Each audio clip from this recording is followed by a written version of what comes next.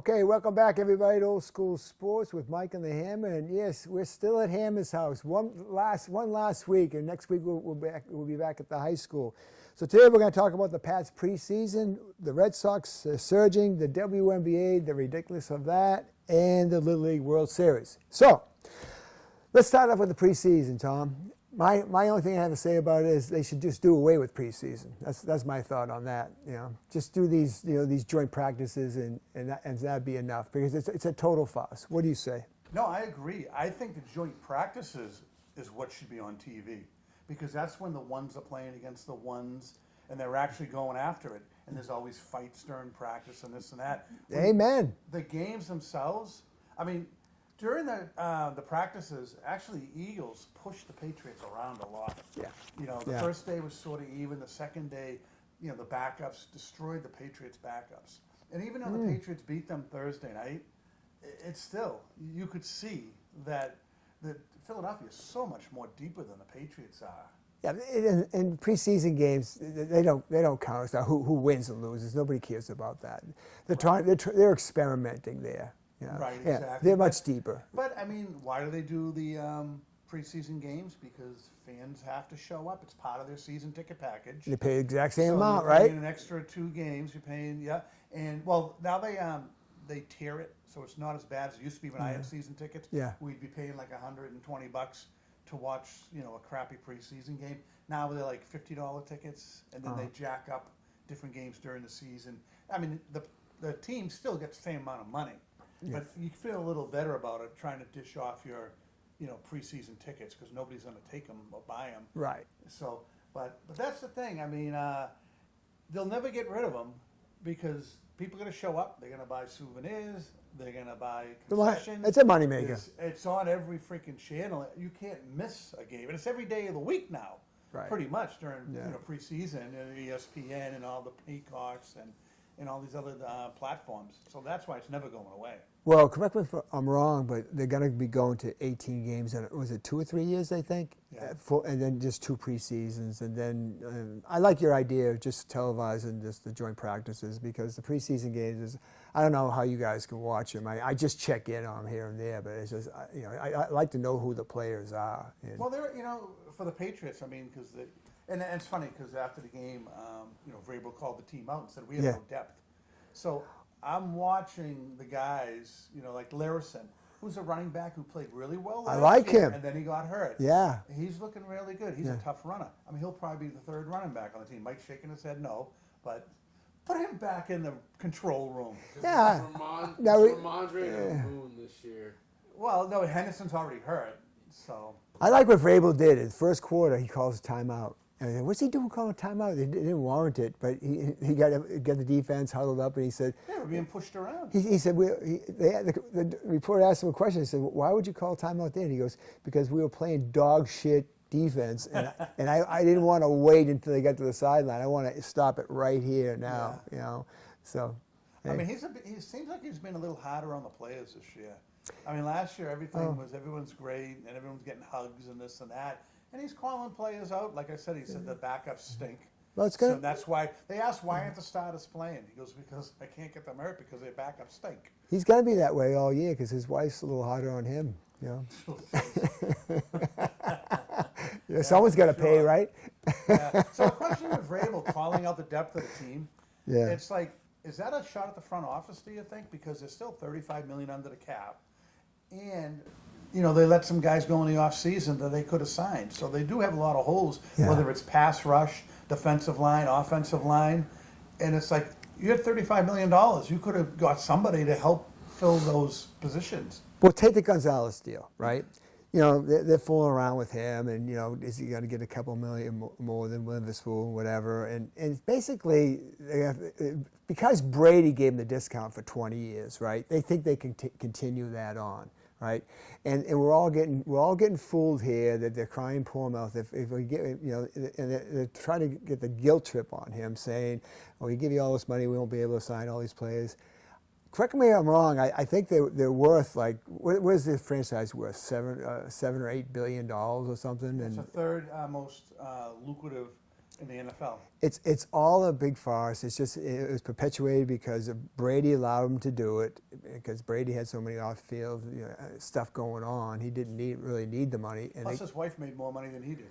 Plus, his wife made more money, right? But see, that's the big battle cry, and it's not just the Patriots in the NFL. Oh no, if we give you this, we can't. No, they can pay them all. They can, but here's the thing: Kraft won't. And I know that I disagree with Mike, cameraman Mike, on that and stuff. They don't give real money. They don't give guaranteed money, or else this deal would be done already. I mean, they're already. What's the talk? Oh, we have no backups. So basically, you're saying a message to Gonzalez and to May: if you want to break the bank, I'm going to surround you with nobody. Right. This deal, Witherspoon, that Seattle got that brings it back. Gonzalez is a tick better, maybe. That it should be done already. Right. All it is, you have the parameters for it. It's the same agent that Witherspoon has. Correct. So just give like a couple extra $1 million guaranteed money, which is $101 million. Kraft isn't writing that ticket. He's going to give $101 million guaranteed. Witherspoon got 101 guaranteed. Correct. Okay. And that's, I bet, the hang-up right now with the Patriots deal is they will not give the guaranteed money. They always try to flim-flam you and throw up smoke and try to make it look like it's a really good deal, but it never is. It's always a team-friendly deal. Weren't you the one that was telling me that they want the contract to be built in like an inflation fighter there, so he'll be able to make more every year? Yeah, I thought it was 13%, but this week I heard a report that Gonzalez, because every year the salary cap goes up. It went up $22 million this year. Yeah. And Gonzalez wants to always be the highest paid player. So I thought it was 13% of their salary cap. I'm hearing it's 18%, which is outrageous. Right. So that would be like $54 million this year. For a cornerback? Yeah. Yeah, come on. And then next year when the salary cap goes up, because it always goes up, there'll be more money. It is an outrageous deal. And if he has his feet dug in the sand for 18%, I'm trading his ass. Oh, yeah. And I'm getting a pass rusher and a first-round pick. Yeah. You'll get a lot for him. You'll get a lot for him. It all depends. The Patriots, when they make stupid deals like they do all the time, like that Boutte trade yesterday. Oh, do you want another 7th-round draft pick? Well, we got one in 2028. Right. For a safety who freaking was a 6th-round draft pick. Every trade the Patriots make, what do? They trade a 7th and get a 6th back. And they always undervalue who they have. They'll get some good players for him if they just throw it out there, the market that he's available, and we'll take the best players available. If they they want a specific player, they might not, of specific position. But I wouldn't let them hold. I mean, they got to sign Drake May. That's the big thing. If they're nickel and dime and it's saying, okay, we can only sign one of them, well, you know who you got to sign. Yeah, you always sign the quarterback. Yeah. He's got to get his money. But like I said last week, I know you said I swore, but I don't think I swore. But I don't think Drake May is going to give them a hard time. I think he's going to get his money, but he's not going to say, okay, he's not going to nickel and dime him. Well, I think you're naive. No. Because I think it all comes down to the money with all the players. You can never have a Tom Brady. Think about it. There's no one that of course. take less money for 15 years. I'm not saying Drake May is going to take less money, but he's not going to try to squeeze every drop. He's going to want to get it over with. You say, okay, that's good enough. That's close enough. We're in the ballpark there. I think he's going to. He maybe doesn't need to be the top guy. Right. Gonzalez obviously has to be the top guy. Right. Well, was athletes that come down to ego, right? Everybody's I got to be. Hey, that went way back to Russell and Chamberlain. Right. Chamberlain was making $100,000 a year. Russell said, "I want $100,001." I can understand that. Yeah. So why doesn't Gonzalez should take an extra buck? Give me an extra buck. But nowadays, it's not an extra buck; it's an extra $10 million. Yeah. That's right. But that Boutte trade we were just talking about. Yeah. He was a reliable receiver, a number 3 guy.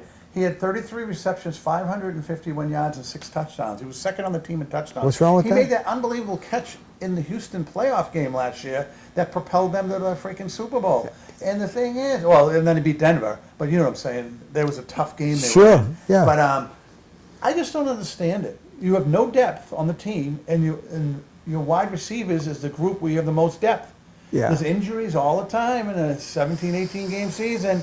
and you get rid of, and they're putting everything in Kyle Williams' basket. And I don't think he's ready. I was just going to say, cameraman Mike's guy Williams. They must feel he's ready. I don't see that yet. He's not ready, and I'll tell you why. Boutte, like, he was like 24th on like as far as receptions, as far as percentage. He was like averaging like 17, 18 yards a catch last year. Yeah. So those are down the field passes, and he's making the plays. Right. How many times have you seen Kyle Williams where he's running and he keeps running and he doesn't come back for the ball, or the ball's thrown to the left and he's on the right? Yeah. You know, and I just don't think he's ready, and I think they're putting too much on his plate.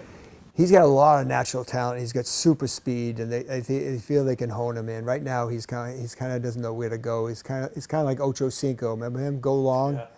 You go to the 30-yard line and take a right Yeah, and throw you the ball. he couldn't learn the plays, but he knew go long. You know? Yeah. But I just think that it's too much right now, and if history has anything with the Patriots, they can't draft wide receivers. So they got some good ones, and you always need depth. I mean, I know what it means is you're going to be limited in some other position, but I mean, they could keep 7 receivers. Absolutely. Yeah. Yeah. And yeah, I think another thing you're going to see with Pop Douglas and Efon Chisholm, I think Chisholm's going to he's going to take over for Pop, I think, because this guy catches everything. You know, I mean, Pop Douglas might be faster. He probably is, and he might be actually more talented. But there's something about Chisholm. He makes plays. Yeah, and the thing is, though, but he is small, and he'll probably get hurt. Well, but he's very elusive. Welker was small, right? Edelman was small. Amendola was small. Jacked, though. Yeah, all right. He's smaller, but he's the same type of. Hey, you go out 3.5 yards and you sit down, right? Yeah. You better sit down. You're going to get creamed. Right? This is the 5th year I've heard that Pop Douglas is going to have a breakout season. You know what I'm saying? Yeah. At some point, I would have got rid of him. Yeah. And kept Boutte.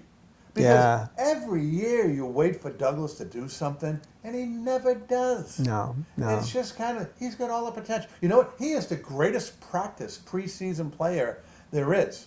You know? But when the lights are shining bright, he'll make a play here and there, but I don't trust him. I thought Mac Hollins might have been the odd man out in this scenario. Way. Yeah. No, I know. I like him. I like him personally, but from what I was reading, they were saying that he might be the odd man out. He is. You need a freak like that in your locker room. You know what I'm saying? A nut job. To keep people loose and stuff like that. A veteran. Yeah. And he made a lot of big catches last year. He climbed the ladder, midfield. And that's tough to do at midfield because you know that safety's coming for your ribs. Yeah, that's why he was out for 5 games. That's the reason why they keep Boutte. But there you go. And I don't understand it. It's not like he was complaining. I mean, he did ask for a trade before the season started. Yeah. But he seemed like he was fitting in really well and not complaining. And I don't know. I just think it's a dumb move, especially 2 days earlier you're saying you have no depth. And then the only position you have depth on, you get rid of a guy. Well, you knew it was coming because they didn't play him the other night. Right. And they said, okay, they want him getting injured, so they're going to trade him. And you know, you read that in the paper the day before, and the next day he's gone. So that's how it works. They were right. They were right. How about some of the rookies? How about Caleb? What's his name? Lemieux. He's got 60 snaps at left tackle. So he's going to be a good fill-in on both sides of the line, I guess. We hope, because I mean, he's only playing against 2s and 3s right now. I just would like to see how he matches up against the 1s. Yeah, but we're talking back. When they drafted him, they kind of said that they thought this would be like a redshirt year for him. Yeah. But because of injuries on the offensive line, it looks like he's going to be pushed into action. Yeah. I'm just wondering though, is because you know, you've heard some good reports from Will Campbell in camp, and a lot of people that have gone up against him from other teams are saying, you know, he's looking much better. He's healthy. And we'll find out first game against Seattle. I mean, he got destroyed. He had one of the worst offensive line games since 2018, they said, in the Super Bowl.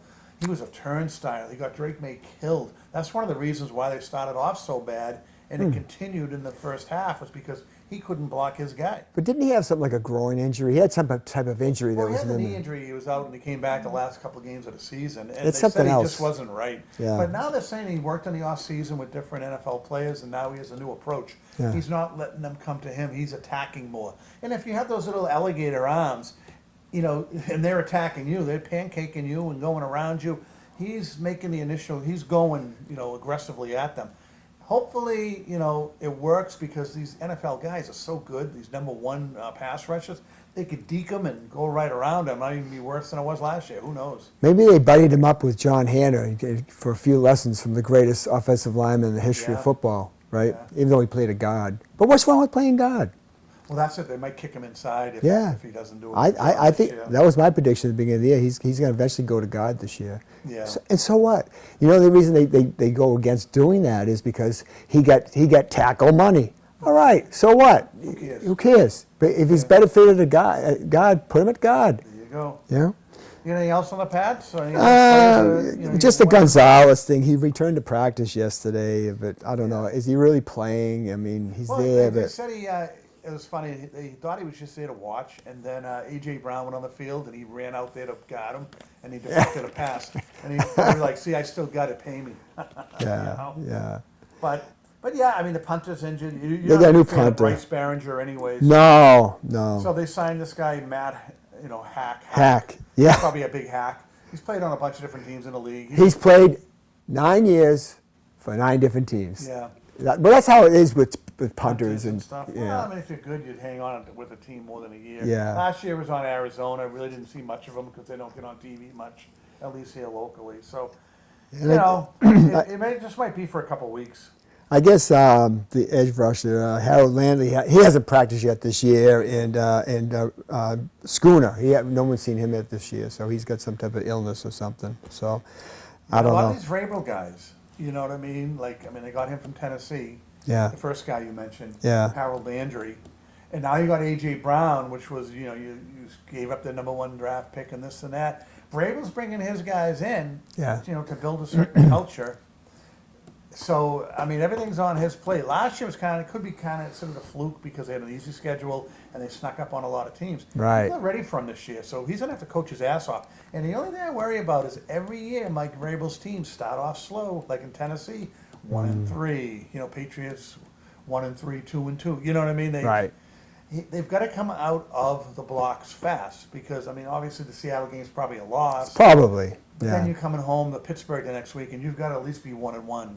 Yes, I think that's I think that's a given. I'm not a betting man, but I think that's the Pittsburgh's game is going to be a win. Yeah. After a loss in Seattle. Do you got anything else? Just that the Patriots are celebrating a couple of anniversaries of Super Bowls this year. The 25th anniversary of the Super Bowl 36, and they're celebrating the 10th anniversary of Super Bowl 51. And I don't know, probably halftime celebrations. And so. Nice, very good. Yeah, that's so all. around the league, just a couple news. Deshaun Watson actually won the starting job in Cleveland. I mean, when I saw they that. traded for him years ago. Then he had the problem with the massage parlors and all Yeah. that other stuff. Yeah. And then he plays a game or two and gets hurt. And then he played the other day in the preseason game and he didn't play so well. And the fans in Cleveland were booing the crap out of him. He trashed the fans at that podium afterwards. Yeah, you know what he said? Yeah, what do you say? Yeah, he said, I know why they're booing. It's nothing to do with my performance. Well, it has everything to do with your performance. Because in football, if you win, if you play well, they will cheer you. But he went for something like 5 for 11, and he threw a couple of interceptions. He was terrible. But his inference is that they're booing me because of my personal situation. Yeah. Well, yeah, that's tagged onto it. But hey, if you go out there and you go 10 for 12 with 3 touchdowns and no picks, I think they're cheering you. they're cheering you. They have a short memory that way. Yeah. Right. Yeah. So this is the new NFL. Is Daquan Wright, who was on the Browns, and he wasn't going to make the team. He went back to LSU to grab some nil money and stuff like that. So now it's kind of crazy where when you say I'm a professional, you were ineligible to go to college anymore. But the rules have changed so much in college now. Is that part of NIL that allow you to come back? Is that what NIL rather? Lawsuits and this and that. So now he's going to play for LSU this year. Oh my God! And then if he has a good season, he'll get drafted again next year, and then maybe he'll catch on with it. Did he have any playing time in the NFL? Did he actually play? No, he was a rookie. Okay. That just did the preseason. Okay. Okay. So he's never actually Oh, okay. been in an NFL Right. Regular season game. Okay. So All and right. the only other thing is typical Raiders. They have the worst luck in the league. And Austin Gentry got hurt the other day in practice. They're starting running back, who's going to be a great player. And they carted him off the field, and you're like, oh, there goes the Raiders season. I mean, you could have said that beforehand. Yeah. But now they're saying it's not as bad as it looked. So Yeah. he should be back this season. Okay. So that would have been like a huge Yeah. loss. He's going to be good. He's going to be good. And that's goes right into my next thing, fantasy football. Imagine if you drafted him. All right. And then you spent a lot of money on him, and then a day later he's out. Right, So, right. but Cameraman Mike's going to do a little segment on fantasy football to help people along Nice. because all the drafts are coming up. So Okay. we'll let him handle Yeah, that segment. good, 'cause So Mike, take it away. What's going on, old school sports fans? It's your favorite cameraman Mike, and yes, we are almost back to fantasy football season. NFL kickoff is less than 2 weeks away. Patriots, Seahawks. Can't wait to watch the Patriots get revenge on the Seahawks. But Tom and Mike asked me, they said, hey, we need your fantasy expertise. Can you make a little key kind of thing on who to draft, who to not draft, value guys, sleepers? I said, of course. So, without further ado, this is it. I'm sure you recognize a lot of the faces. Let's jump into it. Quarterbacks. Josh Allen, he's the best quarterback for fantasy football purposes. He rushes a ton of touchdowns. He throws a ton of touchdowns. He is the engine of the Bills. They have DJ Moore, who will be a better receiver than they've had in previous years. He's going to be fantastic. There's nothing wrong with taking him at his average draft position. He's going to carry your team. Your team's going to look good. He's going to have those crazy games where he puts up 40 to 45 points. There's nothing wrong with taking him. Next up, Drake May. Drake May, I mean, we all know he went to the Super Bowl last year, and people are like, he was out of nowhere.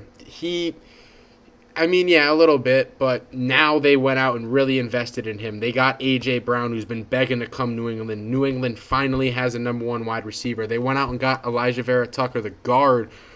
Well, he played for the New York Jets, but he's finally there. Really bolstered that interior offensive line. The Patriots are going to be much better this year. They also got Romeo Doubs. Drake May's got legit targets this year.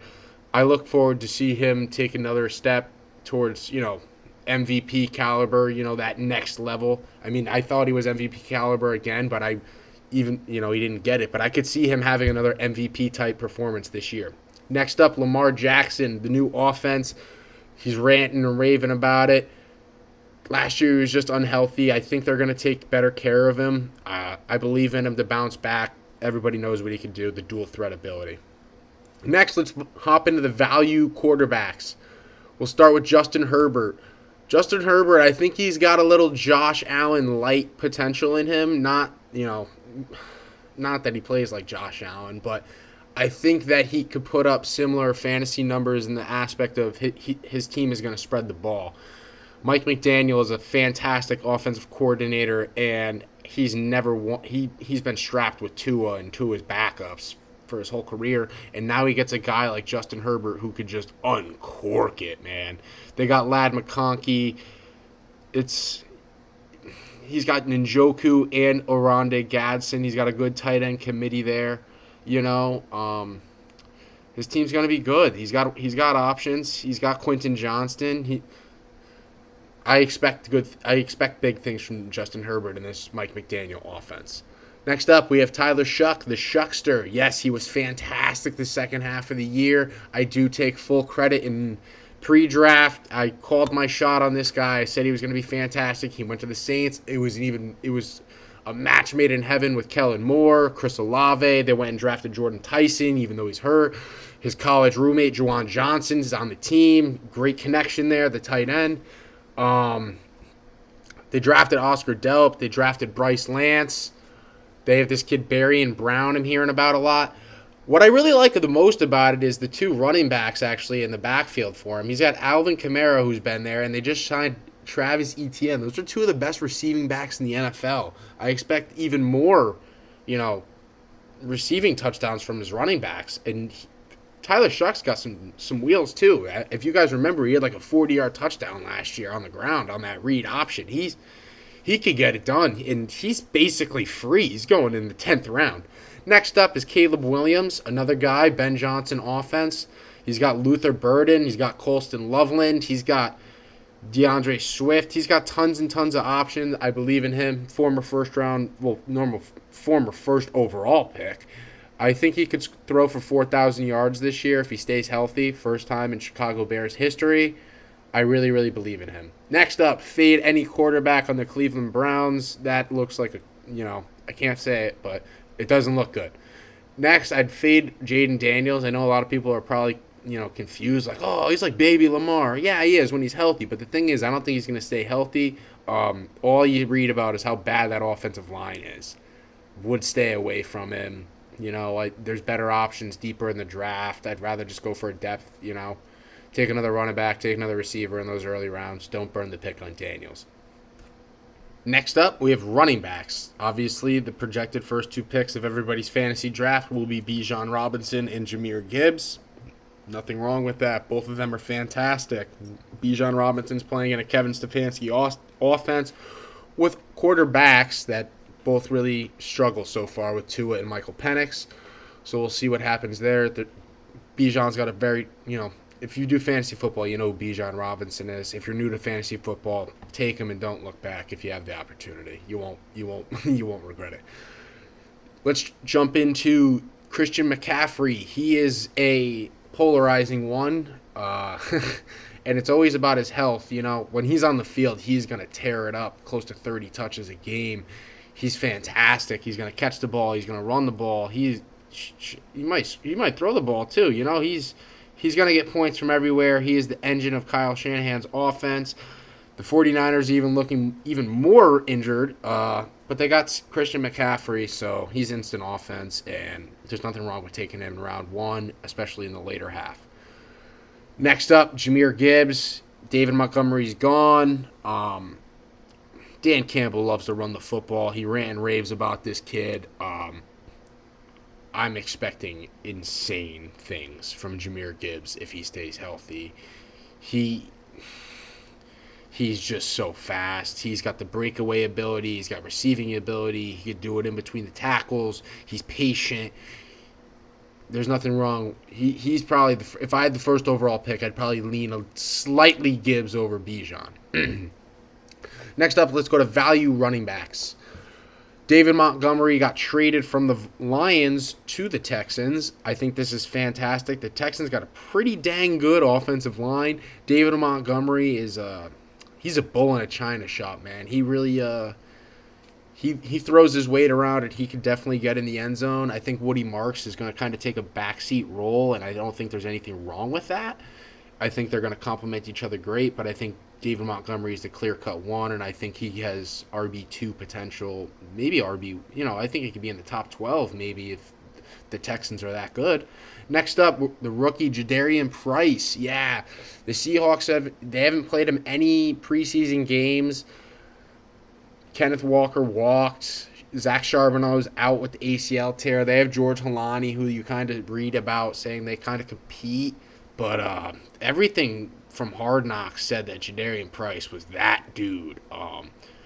Rookie running backs have a great track record. The Seahawks, I mean, first-round rookie running backs have a great track record.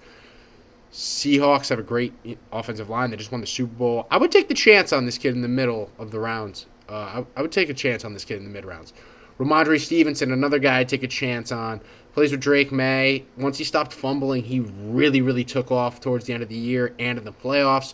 I would trust him to at least be an RB2. Guys, I would absolutely fade. I would absolutely fade the Washington Commanders backfield.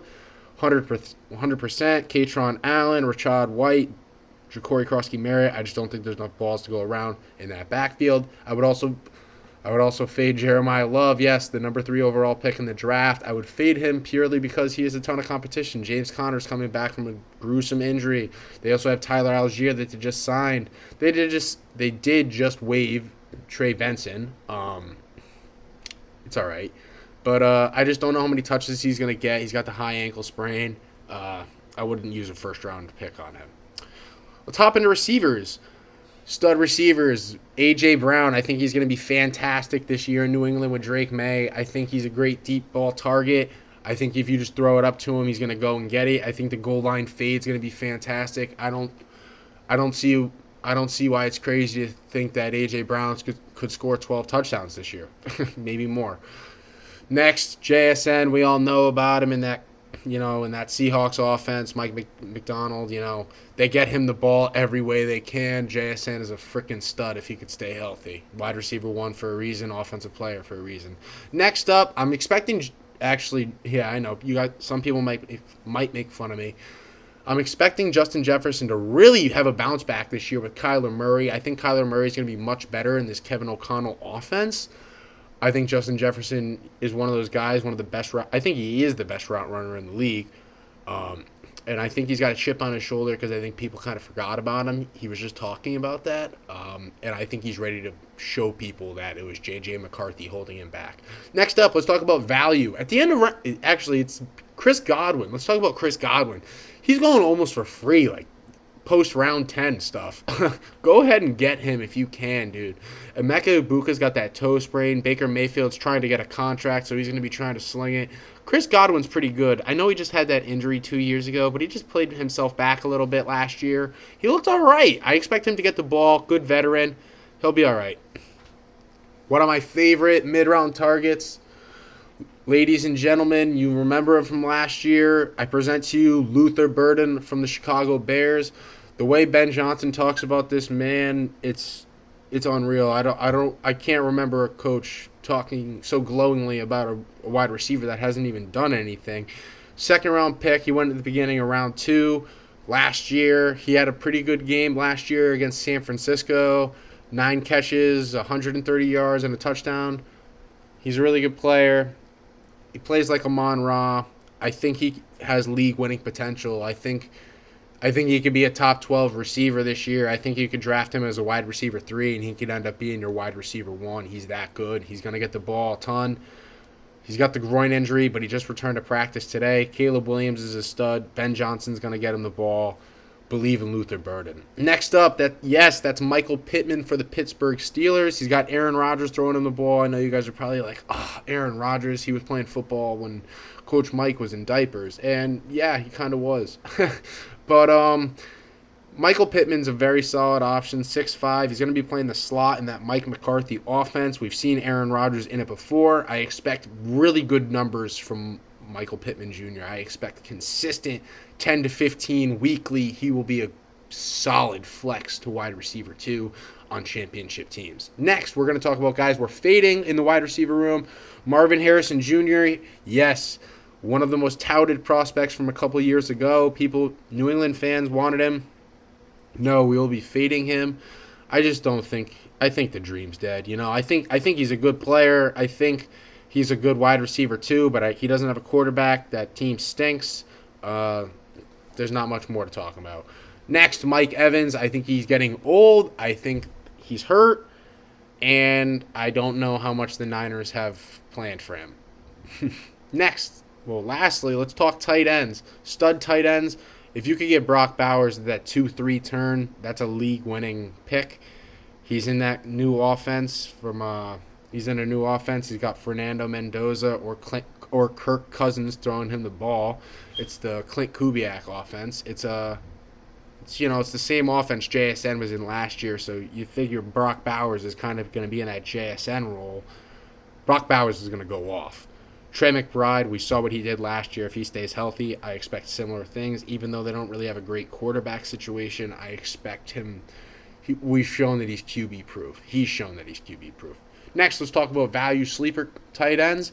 We have Chiga Konkwu from the Washington Commanders. I think he's another guy that's free. I think if you don't get one of those 2 tight ends, you should probably just really hold off. I think this guy's going to be really good. The Commanders are going to have to throw the ball a lot because I think they're going to be behind. I think Chig's really athletic. He was ranting and raving about the offense. Sam blows. I'm really, really interested to see what he does. I would take him as your tight end too, and he will really be surprising. Next, let's talk about Colston Loveland for the Chicago Bears. He was really young. I expect huge things from him. Last year, he was really starting to take off towards the end of the year. Another guy, Ben Johnson, has been ranting and raving about. I expect massive things from Colston Loveland, and I don't think there's anything wrong with him being the 3rd tight end off the board after Bowers and McBride. So, yeah, I think he could be a league winner as well. Let's talk about tight ends we're fading. So we will absolutely be fading the Chargers tight end room, and it's not because of talent or skill. It's just because I don't think there's enough consistency and target share for one of them. Gadsden and Njoku are both, receiving type tight ends. if one of them goes down, the other one's going to have a ton of potential, but I just don't know how much potential there is. And last but not least, we have Harold Fanning Jr. The only reason we're really fading Harold Fanning Jr. is because there still is such a horrible situation at quarterback in Cleveland, and they just drafted 2 first-round wide receivers. Well, one was with the 33rd pick, but they basically just drafted 2 first-round wide receivers in Casey Concepcion and Denzel Boston. Thanks for watching. We'll see you next time. Back to Tom and Mike. All right, what do you get? Get some Red Sox talk? Let's- I have pennant fever. You can't see. Well, why don't you? sweat. Well, if you do, why don't you tell your face? You're saying the words, but do you really? No, I don't. Think. No. I don't. Well, they're averaging in August 6 runs per game, the most in the majors. They averaged since June 25th. They've been averaging 5.4, second in the majors. And before that, they were the worst offensive team in the majors. So what happened here? I mean, is it the coach? Because even after the coach came on board, for a month after that, they still weren't that doing that well. Something clicked with them. You want to know what it is? I want to know. When they fired that driveline guy in the philosophy of launch angles, Yeah. not bunting, not hit and running, and Yeah. not going to the opposite field. Yeah. They threw that whole stupid strategy out. Good. And now they're doing all the little things they have to do to win games. Because when you have a lineup with Sogard and White and Gasper and Ziegler, and even Duran is only batting like 200, and then the new guy they got, Rasmussen, the catcher there, Yeah. he's only batting 156 since the Red Sox got him. It's not like you have any punch in your lineup. You Right. have to manufacture runs. And the way they're winning these games, I give up.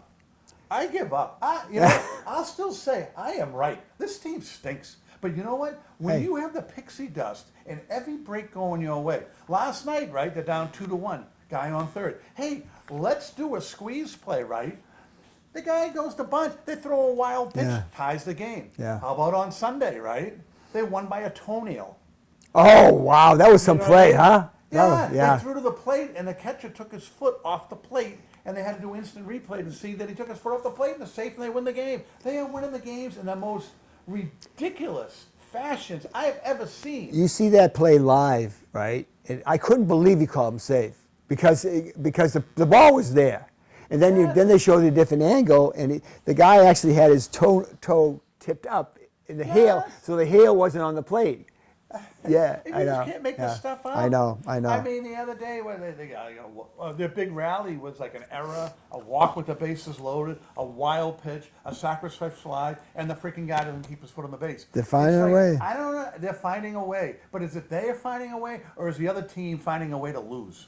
That's my question. I think it's a little bit of both, but the pitching's solid. Bennett, Gray, Suarez, Tolle, and you were talking about all those banjo hitters, which they do have, all these subs, but they still got Abreu and Contreras and Rafael are knocking the crap out of the ball, so they do have some punch there. They do. And the other guys are just filling in and taking advantage of. There are a bunch of like backups. Mickey Gasper, but he's like Mickey Mantle out there lately, right?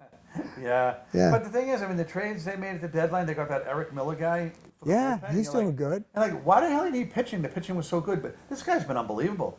They always said he's kind of erratic and stuff. Yeah. Not since he's been here. He's got 15 strikeouts in 9 innings and 3 walks, no earned runs. Yeah. And that was the Marcelo Maya trade. I So read- that's like actually looking decent because Maya wasn't going to give you anything. I read an article about him what's changed with him since he's come to the Sox, and actually it was a little bit before he came.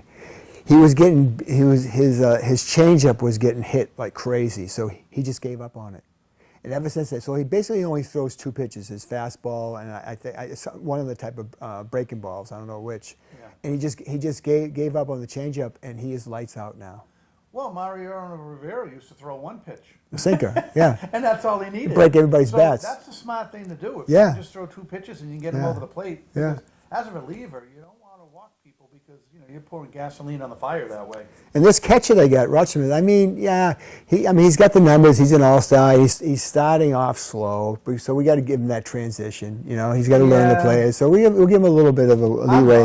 not. Well, That's why when they made that trade, right? I said he had all these stats the first couple of years of his career, and the last 3 years he's kind of gone down. All right. And he made a couple all-star teams because people bailed out and stuff, and they had to fill the roster. And he's on Baltimore, and you need one representative per team. But since he's on the Red Sox, he's batting 146 with 1 home run and 4 RBIs. Yeah. But what I'll give him, Small window. he's playing great defense. Yes. I mean, he ran someone down last night. Did you see that? I didn't. Yeah, it was. He got the ball and he like almost tackled the guy. He knows what he's doing. Yeah, he's a great catcher. I just wonder if you can't hit Fenway, where the hell can you hit? Yeah, but I think he's going to come around. And let's put it this way: he's better than anything they had. And one oddity that he does that it became a habit early on in his career is when the inning's over, he greets the pitcher going off the mound and gives him words of encouragement for that inning. Not once in a while, every single inning. And What happens if a pitcher gives up 4 or 5 runs? I think he expresses sorrow then. Oh, okay. He said, Yeah. "We'll Your be uniform's nice and fine. clean today. You- Do you, You'll I be- mean, what do you say? You'll be fine." You know. Hey, did you see Rafael Devers back in town with San Francisco over the weekend? No. Yes, they booed the crap out of him. Oh, did I see? I knew he played. I thought. Yeah. Oh, okay, yeah. Well, that's right. You canceled Nesson, and then ever since then, the Red Sox have gone like 38-5. Well, I think the biggest surprise of the club is Caleb Durbin, right? I mean, he was hitting 190 in June, and he's raised it to 255 in just 5 weeks. Yeah, he got his own hitting coach. Yeah, he got his own hitting coach. That goes That's back right. to my point. Yeah. It was what's different with the team Yeah. now. They got rid of that idiot. Yeah. This guy, Driveline guy, who never even played the sport. He just thought that you, with analytics and graphs and mathematics, you could develop baseball players. How they even fell for his flim-flam operation, is mind-boggling. That's when you have like a John Henry. That's really, what does he really know about baseball? But he hired this idiot. Well, is that the guy that was trying to coach up a player? And Jim Rice? No, Jim Rice was coaching up a player, and one of the guys came up and said, "We don't do things that way." That might have been him, right? Yeah. Yeah, because there was a few of them. There was a few of them. He has a few minions that work for him. Yeah, Jim Rice. He's a Hall of Famer. perennial All-Star, Hall of Home runs Famer. a season. Yeah, What does he know about hitting? for like 4 straight years there, from '78 to '82, he was the best player in the Major League Baseball or something. But we don't want his advice. No. Even though he's at camp, supposed Yeah. to help out What's the he know? younger players. What's he know? Yeah, what does he know? No. Kyle No. Yastrzemski, what does he know? What does he know? We don't. The Dwight cap. Evans, as far as outfielding and throwing, what does he know? Yeah. Yeah. So I think that obviously they're going to make the playoffs, and the playoffs is all about pitching, and they have a good starting lineup, and they got a great bullpen. I think they got this new guy Guerrero. He throws over 100 miles an hour. It seems like every pitch, right? Guerrero, and who else they got? And Slater. He got hurt. He's hurt. He's hurt right now. They say he's coming back, and they said Whitlock's coming back in a couple Yeah. within a week. It's all the pitching. I mean, that's one thing I give Breslow credit for. He definitely knows how to identify pitching. He's a and pitcher. to develop it. Yeah. But as far as his everyday lineup, and this is I'm gonna cross sports for 1 second, even though we usually don't do it. That's all right. The Celtics had that great season, and I told you all along, enjoy it, because once the playoffs hit, all these bums from the bench are going to disappear. Yeah. Same thing's going to happen with the Red Sox. Yeah. When these Sogots and Whites and Gaspers and Zieglers, when bums like that are in the starting lineup, and they start facing aces of other teams' staff, their best bullpen guys, these guys are going to disappear, kind of like the Celtics bench players did in the playoffs. Well- because you are who you are. I know. If you're just an average player not making any money, that's who you are. And when an elite person is up against you, they're going to take you to the cleaners. That's true. Remember, Dustin Pedroia was always said that at the end of the year he was struggling one year, and he says, "Don't worry. At the end of the year, it's just like the baseball cards. If a player hits 275, you're going to see he's pretty much consistent. He's going to be a 275 hitter, right? But these guys, there's a reason why they're subs, right? But luckily, we have Trevor Story coming back. I don't know if that's good or not, but he has the potential to do a lot. Roman Anthony and Roman Anthony should be back. Now, so He'll be back by the probably a first of. week away or He's like so. September 1st, probably. Yeah. And Story even before then. So you do have some people coming back that are not names you don't know anyway. Right. Well, you hope they don't ruin the chemistry. That's it. But the thing is, these guys that we just mentioned, the guys that are coming off the bench, Yeah. they're good in small patches, 25, 30 games. The longer you play them, the longer then their faults and their warts will show. Right. Right. So, Well, they're in Miami for 3. They already won their first one, and then they go to they go to the Evil Empire and well, the Yankee Stadium, for, that's going to be 4. good. And they're only 2.5 back from them. Yeah. So hey, who knows? It might be. And the Yankees banged up. Yeah. You know, Yeah. they're missing some big guns in their lineup. So. Yeah. Yeah, it'd be something. Hey, it'd be exciting to watch the Red Sox at Yankee Yeah. Stadium. That's always. Even I'll tune in for that. Me too. Me too. All right, that's all you got on baseball. Hey, that's enough for now. You know, they're doing well. They got 31 games left, right? So if they go 500, I think they're in the playoffs. So. Yeah. Oh yeah, they got like a 4-game wild card lead, please. Yeah, well they won. And They got 72. They're 72 and 59. Yeah. If they go 20 and 11, there's 92. There's I hope 92 not. wins. I got them under 88 wins this year. I had them 90, I think. I don't know. I Yeah. have to look back at the film. Yeah. So, all right. Well, let's jump to something controversial and ridiculous. Oh, how about the WNBA? That's what I'm talking about. So, did you see the game the other night? What happened? Yes. Oh, I saw the highlights of it. All right. Yeah. So, yeah, I saw highlights too. Yeah. So Enes Kanter goes to a WNBA game, and he decides to sit in the second row, and he's wearing a shirt that says women, and he's just sitting there watching the game, and then at one point, Natasha Cloud from Chicago saw him in the crowd and walked pretty much into the crowd and started pointing at him and yelling at him and stuff. He just put his arms up like this. What? And then they escorted him out of the arena. He didn't do anything. Right. It was ridiculous. Yeah. WNBA is getting like professional wrestling now. Yeah. I mean, are we doing this for ratings? Yeah. Well, they have to do something. It's kind of like, you have the bad guy in the crowd. Until they stop making layups, they have to Yeah. do something. I mean, it made no sense. So she didn't notice him for 3 quarters. It's the third quarter, and all of a sudden, hey, that's the guy that wants to play in our league next year. I mean, Yeah, and they escorted him out. Who was she to direct that? I mean, come on. Yeah, he didn't. It's like, He didn't it do wasn't like he anything. was making a scene or anything. I'm sure he had to pay for a ticket, right? Right, but I got to read this. This is classic. I saw this today, and I almost fell off my chair. And in my condition, I can't fall off my No, chair. you if don't read do this. that. Not yet. Not yet. So here's the Lieutenant Indiana Governor. He's defending Enes Kanter just for being at the game. Yeah. So he's like, I was appalled by what happened during the Indiana Fever game last night.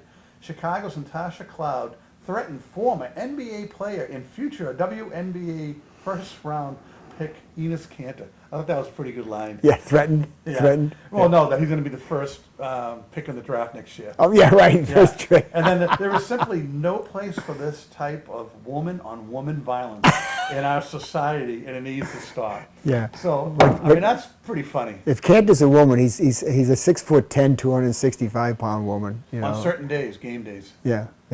But now the WNBA, I don't know if you saw it, they said that him and Royce White are both ineligible. Yeah. And they made that announcement. Yeah. And then they did a follow-up question. Well, why are they ineligible? Next question. How can I be ineligible if you don't tell me why? It's right there in the bylaws. They have to change the ruling of how they phrase it anyway in the contract. But I looked it up. I'm saying, what is his motivation? Well, Kanter, I guess he played like 11 years. He played for the Celtics for a couple of years, He was a good and the player. reason he ended his career too short was, I guess he's pretty controversial. He's into politics and everything. He was complaining about China was doing something to the United States. So he was blackballed. So then I went further and I looked to see what is his net worth. Well, he's worth $40 million. So he's just doing this to be a ball buster. He's not doing it to make money. He's running for women's rights. For women's, yeah, there you go. And the other guy, Royce White, he's worth $1 million. So he might be doing it to make some money. I don't know. But like I said last week, there's not a chance in hell, snowball's chance in hell, that they'll be playing for the WNBA. I mean, come on. I remember when Enes Kanter was playing and he was calling out the NBA because China is such a big investment in the NBA and they make all the stuff, they send all the stuff over there and this and that. Right. And he was calling out the NBA as like, what are we in bed with China for? Right. It's ridiculous. Right. And because of that, there's a lot of backlash. And then teams cut him, no one would pick him up. Right. A lot of death threats. He had he is very controversial, but when he has a stance, he'll stand by it. Yep. And he will definitely sue the WNBA next year. And like you said, he has $40 million in his back pocket. So Yeah. it's not like he doesn't have any money to fight the league. Yeah. So. It's like the guy that the ex San Francisco quarterback Kaepernick. Yeah. Yeah. And he got blackballed. Yeah, right? definitely. But he wasn't that good either, though. Well, I mean, he was But serviceable. isn't not an all-star either. He was a better player than Cantor.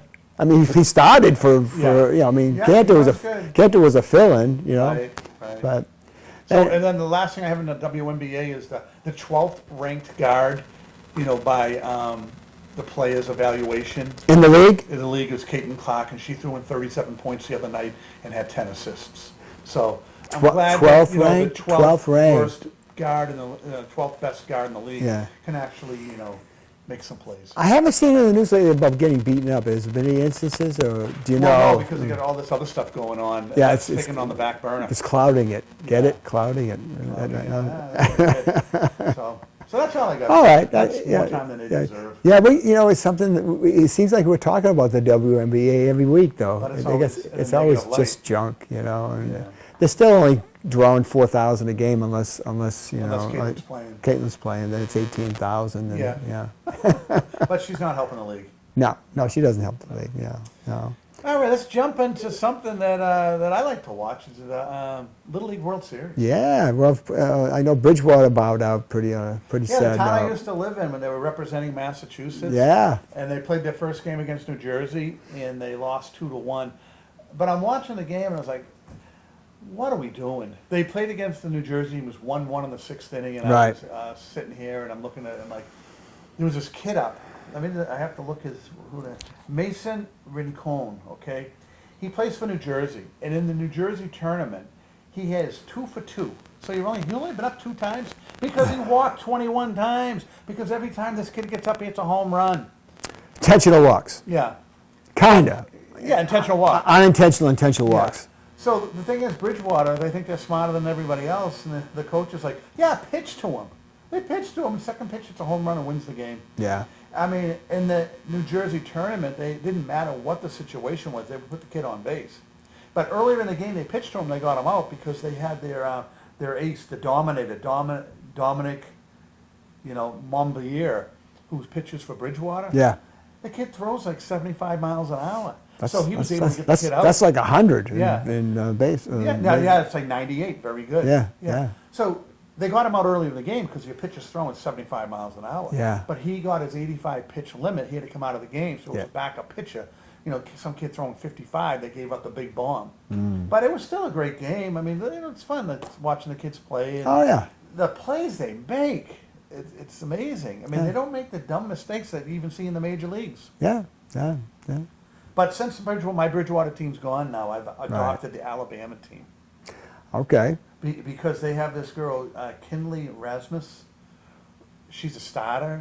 She's a girl player, 12 years old, and she's like striking all the boys out. Pitcher. Okay. Pitcher Yeah. and shortstop and bat second. So she's playing on the mixed boys and girls. Yeah, Yeah. there's only Wow. 2 girls in the tournament. Wow. Yeah, so her first game she went against Tacoma, Washington, and she threw a 6-inning shutout, and she struck out 8 batters. That was the most ever a girl has struck out in the tournament, in one game. Right. She came in relief last night. We were watching the game, and they were down 5-0. She comes in relief. They tie it up 5-5, and they win it 6-5 in the 7th inning.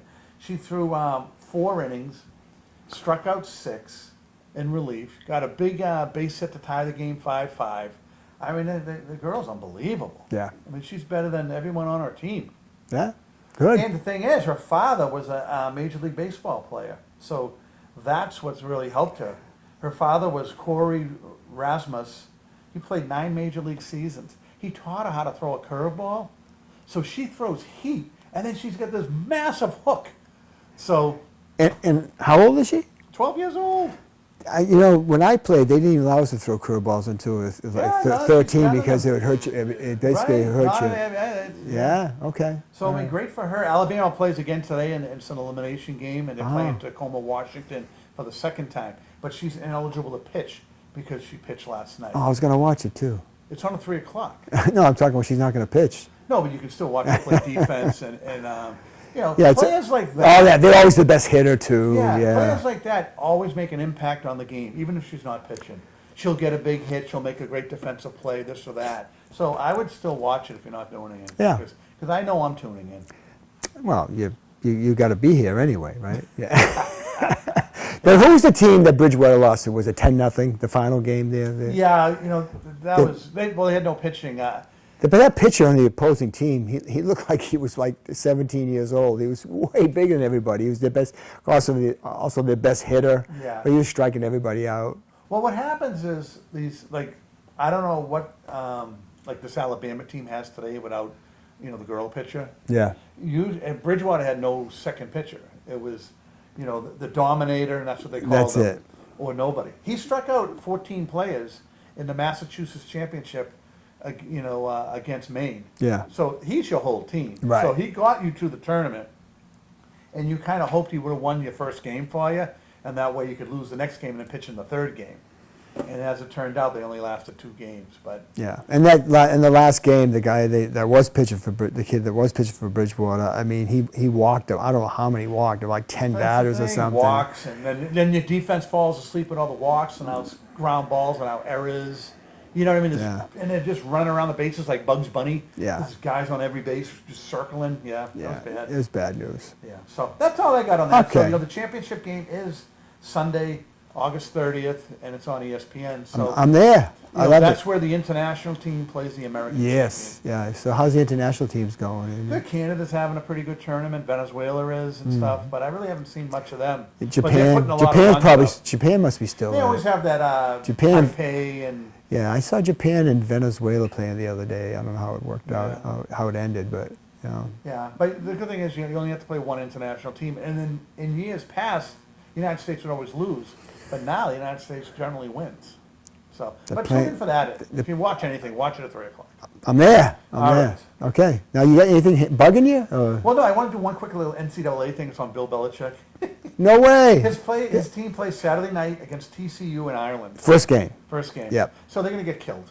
Yeah. Yeah. TCU is a real That's what he program. played last year in the first game of the year and he got killed. Yeah. But they have so much stuff going off the field. Mike Lombardi, who Belichick brought there, and he's the highest paid administrator in college. Suspended. Suspended, yep. And then his son Steve Belichick, who we brought there from the University of Washington to be his defensive coordinator, is on some sort of medical leave and will not be there for the first game. So Bill Belichick might be calling defense for University of North Carolina in college. Wow. Wow. I mean, he's got game plans in the Hall of Fame in the NFL for his Giants when they beat Buffalo and the Patriots when they beat the Rams. And now he's going to have to kind of dissect and analyze that unbelievable TCU offense and see if he can slow them down. In the land of the transfer portal and NIL and everything, last year I think he had 50 new players. I think this year they say he has 40 new players. Yeah. So I don't know how that works, though, because you got to have some continuity. I mean, You do. And then last year he didn't have one player drafted. So he's as bad at recruiting college kids as he was in the NFL draft. Yeah. He just cannot judge talent. and a lot of them are leaving him. I mean, they because the whole program is all about him. Oh, yeah. Yeah. Yeah. Yeah. So, all right, what's bugging Hammah? I do. I can tell. listen I to can. this. I can tell something's bugging you. We always complain about the NFL owners and how cheap they are, right? Yeah. But they're even worse in their personal life. And I'll explain why. Did you hear about Jed York? Did you hear about that story? He is the owner of the San Francisco 49ers. Oh, he gets stopped for. He got arrested in a trailer park for solicitation of prostitution. Whoa! He was online. He was going to pay $140 for a little this and a little that, but it was an undercover cop. Okay? Yeah. So here's a guy that is worth $500 million that was going to spend $140 on a prostitute. I think that's a $500 million. Yeah. Okay. Yeah. And then you look at Bob Kraft, who went to the Orchards of Asia in Florida. He's worth $13.8 billion. Yeah. York did the smartest thing, though. He said, all right, I did it. I'm done. So York paid $1,100 fine, pleaded no contest, gets 1 day in jail, and then they're going to... 1 day in jail? They're going to waive it, though. Is it 2? I thought They'll waive it. 1 day They'll served, waive so it. maybe just 1 day in jail or whatever. They'll waive it. But here's the thing. Bob Kraft got hired lawyers and all this other ridiculous thing, and that thing dragged on for months and months and months. So the guy's an idiot. Yeah. But at least he's like, all right, I did it. I'm washing my hands of it. I'm paying my $1,100 Right. fine. I'll go to jail for a day or two, and then it's done. But now you wonder who's going to get more trash on the road. Is it going to be Vrabel or this guy, Jed York? Who Oh. on opposing fields is going to take more abuse? I got the answer for you. It's a no-brainer. It's Vrabel. It's Vrabel because it's most publicized. This thing is just a little trailer park thing that is never materialized. But Yeah. Vrabel was ongoing there for like it was the leading story for like 5 or 6 weeks. Every single week, something new came out. And like we were talking last week with TMZ, I wouldn't doubt it that the day before the season started, they drop another bomb. Right. Right? Yeah, I'm waiting for it. Yeah. Yeah. But I just don't understand these guys. What are they thinking? I mean, this guy can pull up in his Lamborghini or his Bentley or whatever, being surrounded by his people, go to a bar, and then he can pretty much leave with whoever he wants. Well, how about this? You just like Kraft, instead of going to Orchards of Asia. Yeah, he has one of his minions. He's got a staff of people, right?